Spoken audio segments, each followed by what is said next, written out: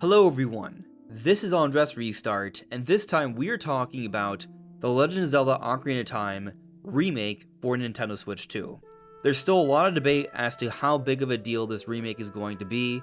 We do at least expect that this is probably going to be Nintendo's biggest release for this year of 2026, and Nintendo has at least described this as a rebirth for the game in this new generation and also a full remake, and clearly from the teaser, there is a significant budget, and there are some significant redesigns. You look at Link's hat, Link's overall clothes, what we're seeing with the Deku Tree here, there looks to be a lot more to his branches, his beard. These characters and their looks are being changed around here, and I've even argued that the tapestry they're showing is a 3D object in a 3D space that I do believe suggests that it could be found somewhere in the game, similar to the tapestry in Breath of the Wild and the mural in Tears of the Kingdom, which would then suggest that there are literally new objects and spaces in this remake, which might suggest it's more along the lines of what Capcom has done with the Resident Evil games, where there's just new stuff to the game. The suggestion being that Nintendo is retelling The Legend of Ocarina of Time,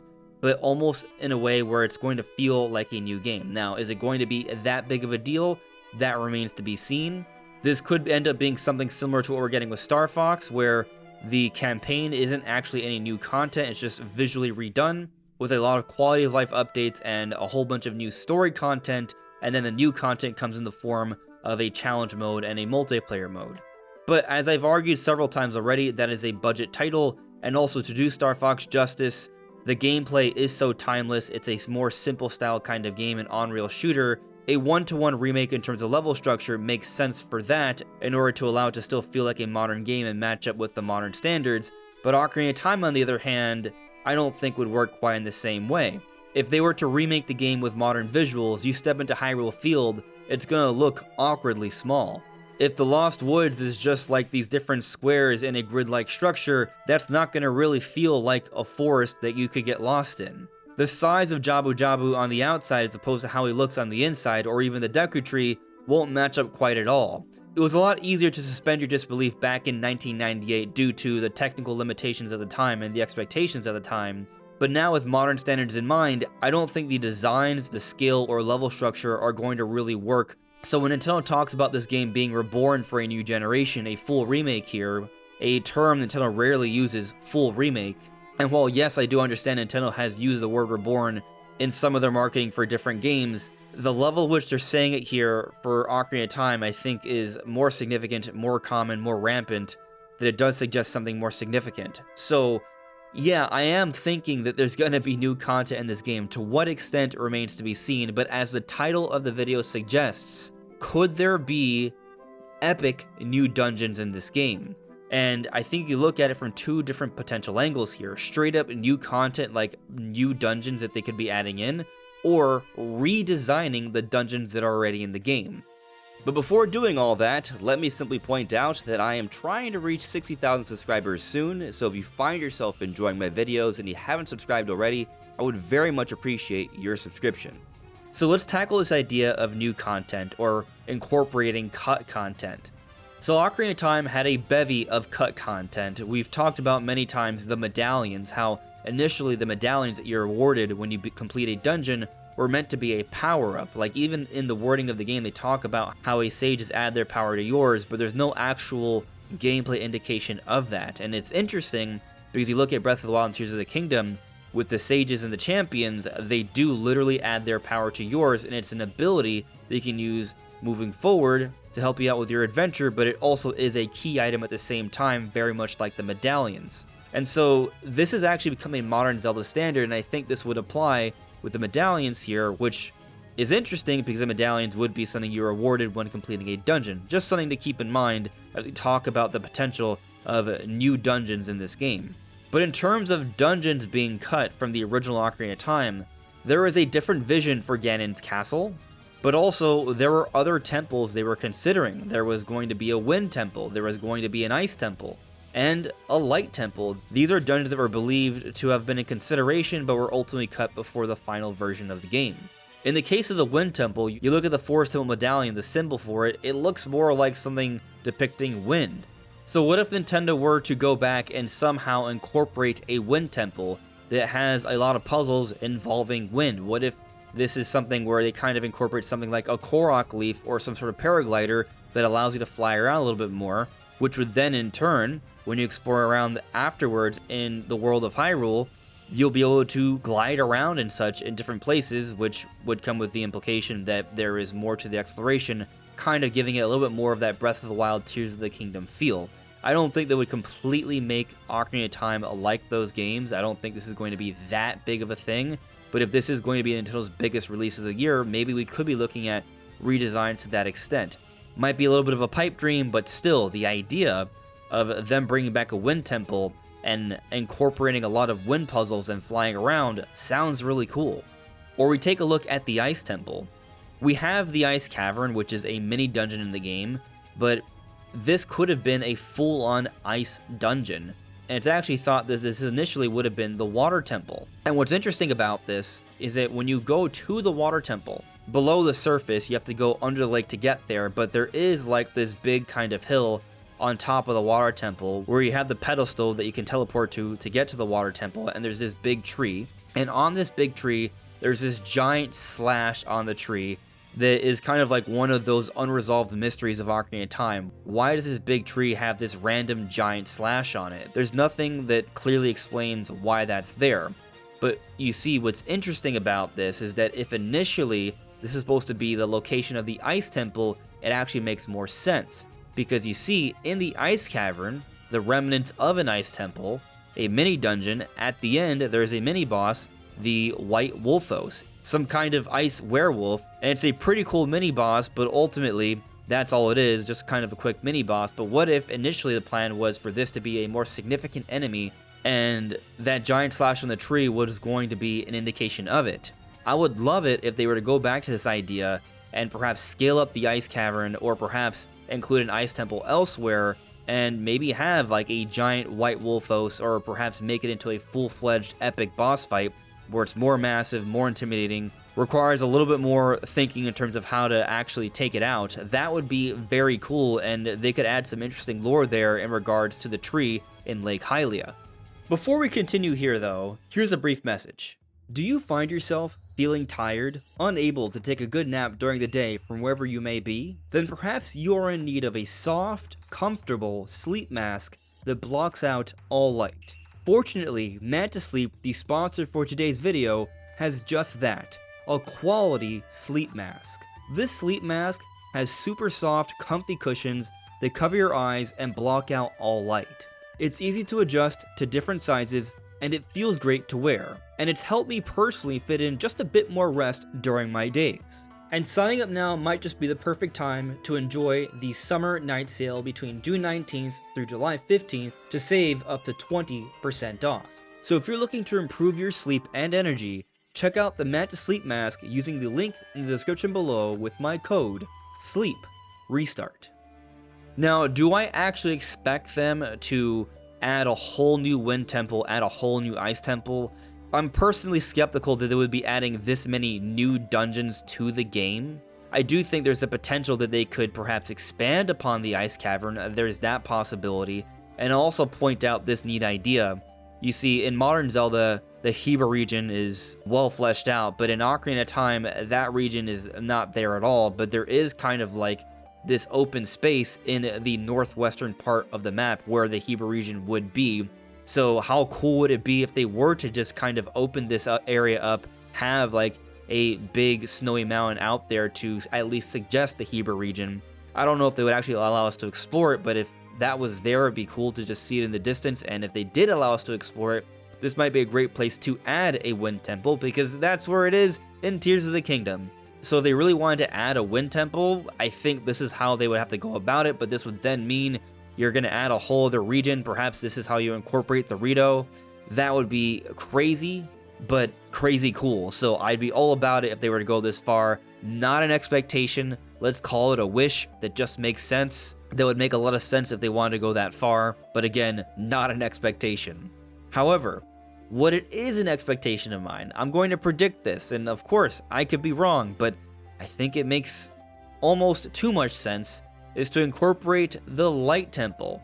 You see, what's interesting about the Light Temple is that Rauru, in the final build of Ocarina of Time, like you can go and play Ocarina of Time and he will mention this, he will talk about it. When you go to the Temple of Time and you get into the Chamber of Sages, Rauru talks about the Light Temple. Like there is literally a Light Temple within Zelda lore here in Ocarina of Time, but we don't explore it. It's not a dungeon we can actually take on, but you are awarded a light medallion at the end of this conversation with Rauru. And so it's kind of weird. You get this key item for barely doing anything. I think it would make way more sense for there to actually be a Light Temple added here. Maybe the Light Temple can be used kind of like as a challenge of sorts, so Link can get used to his new adult form, because this is the first time he awakens in his adult form, and so it's been 7 years. It does make sense to allow him an opportunity to get used to this form, so perhaps they could use a Light Temple in this way. And what's also neat about this is that it could also be an opportunity to expand upon the character of Rauru and what we know about him. We only see Rauru within the Chamber of Sages, but it is thought, and it's heavily hinted, that he is connected to Kapora Gabora the Owl. Perhaps the Owl is simply his proxy, and he uses the Owl to explore around Hyrule and guide Link, which would then further suggest just how important of a character Rauru is, this guiding presence for Link throughout his adventure, and so they could expand upon that more so.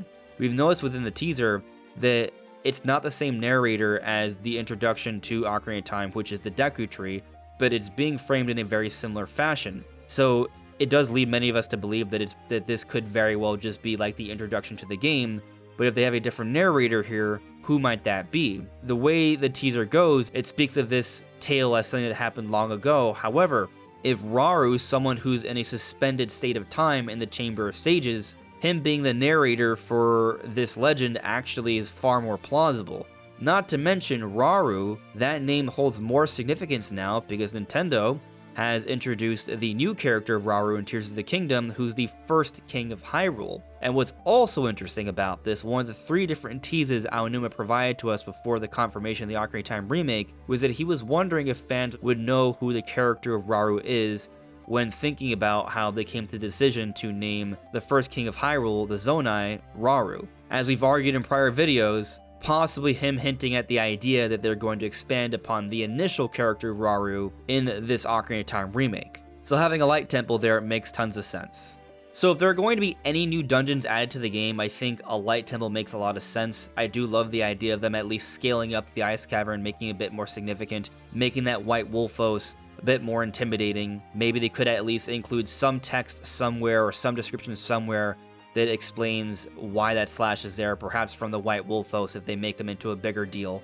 I'm very much into that idea, and I would love it if Nintendo did add a Hebra region with a Wind Temple, but yeah, I understand how unrealistic that might actually be. But perhaps what may be more realistic though, when we consider the redesigns that may be needed for this to modernize this game and make it feel like a proper Zelda game in 2026, this may come with essentially a need to redesign the dungeons. Like, what if they are going to add some sort of sprinting option or a jumping option like Breath or Tears? That alone means they're going to have to reassess how these dungeons function. When we consider scale, like with the Deku Tree and Jabu Jabu, they're going to have to take that into consideration as well. That's going to mean that some things will need to be literally changed around in terms of structure. They could still ultimately be similar, but changes will be needed for this to at least make sense visually with the redesigns. But given that we've already gone Ocarina of Time is readily available through Nintendo Switch Online, they've already done the remaster on the 3DS back in 2011, and everything else I've mentioned to sort of suggest the ambition for this one, I think it might be more meaningful to recreate these dungeons in a way where they're essentially new dungeons that just sort of carry the spirit of the originals. Like, maybe the core concepts of them are still intact, but they incorporate modern Zelda gameplay around these dungeons and they're redesigned a bit. Like, for example, maybe the Deku Tree, there is still ultimately the point of finding a way to get high up so you can build up enough force to break through the webs blocking you to get to the bottom. Like, that could still be a core concept. The Forest Temple, perhaps it is redesigned and it feels like a new dungeon, but that core concept is still of looking for these portraits of the Poe sisters to find a way to get to the boss room. Like, those elements can still be there, but with modernized Zelda combat and some different applications to the items and puzzles, they can make for some really interesting gameplay here. Like, I've envisioned that perhaps the hookshot could actually have a wider variety of application. Maybe even they redesign the hookshot to where it improves as you progress throughout the game, which it does in Ocarina of Time. You get the hookshot and then you get the long shot, so you have a greater range. But what if they made it more interesting? Not so much the case where the range expands, but you can do more with it. So initially, it's just a hook shot, and you can use it to hook onto different points that make sense. But maybe later on, you unlock the claw shot, so it can actually latch on to more surfaces, and so you can use that to zip around to get to other places that you could not beforehand. And maybe they even extend this further, and it could also be used like a grapple hook if that's something else they want to be unlockable later on as well. I think that'd be a very cool idea that would feel a little bit more Breath of the Wild-like in terms of giving us certain abilities that have a wider variety of application throughout the world. Something, and also kind of like what they did with Skyward Sword, how you did have some items that you could power up throughout the experience as well. But they've also mentioned improved combat, and in one of the other teases that Aonuma was provided to us about the Ocarina of Time remake, he talks about how they are planning to bring a Zelda soon, after Age of Imprisonment, but to look at Age of Imprisonment because there's been some inspiration taken from that, and so what would that mean? Some people think it might have to do with story. I don't really, just because I feel like the story told there isn't really any better or more significant than what is told in Breath or Tears. Of course, we've already seen that there's some voice acting, at least with the narration, and there's probably going to be some cool cutscenes, so if that's what it is, sure, that's going to be great, but I feel like that's kind of a given, pretty much. Enhanced combat, on the other hand, is not as much of a given, but might make a lot of sense. I do think Zelda combat is in need of some modernization or improvements, and so considering Age of Imprisonment, not copying the combat, but being inspired by a more fast-paced combat with different options and combos, that makes sense to me. I'm not saying I want Hyrule Warriors combat in Ocarina of Time. I want Legend of Zelda combat enhanced. That's what I'm talking about here, building on it, not oversimplifying it. And if they are improving combat in this way, you gotta give us enemies to take advantage of this combat. Perhaps out in Hyrule Field, if you're running along with Epona, and they're adding not just use of the bow, but also your sword, then, which they initially wanted to do, then there should be some enemies to take advantage of that. In these dungeons, there should be enemies that have better AI, or better combos, or just difficulty to handle, to give you something to actually battle here. Maybe there's even some new enemies involved. And then the boss fights, I think, should all be redesigned to feel a little bit different, to make them feel a bit grander and a little bit more challenging, to better showcase the epicness of Ocarina of Time for this modern era. I think boss fights are an incredibly important part to a dungeon, like when you have a really cool dungeon that has some interesting story to it, which, by the way, I think there's plenty of opportunity to expand on things there, like what is the story behind the Forest Temple, for example. I would love that. But expanding upon these story details, expanding upon the designs and the puzzles there, and having a really great atmosphere, and then having an epic boss to conclude that dungeon, that is the dungeon experience here. And considering that with Breath and Tears, dungeons have kind of gone in a different direction, it'll be nice to see Nintendo kind of go back to some of the older dungeon concepts, but in a modern way. Perhaps paving the path for improved dungeons with the next new open-air Zelda. I already feel like they've been kind of heading in this direction. You look at how they changed dungeons in Tears of the Kingdom, making them more thematic, making the bosses more interesting, and then they incorporated like the boss key and stuff like that in Echoes of Wisdom. I do think we're going to see a return to form, at least to an extent, with dungeons here, but from a modern perspective. And so this could be a cool opportunity here for Nintendo to do something like this. But what do you all think? How do you think they're going to handle dungeons in this Ocarina of Time remake? Let me know in the comments below. This is AndresRestart. Thank you so much for listening and watching, and I will see you all really soon. Take care. Bye. And don't forget, you can use my code SLEEPRESTART when checking the link in the description below for the Manta Sleep Mask.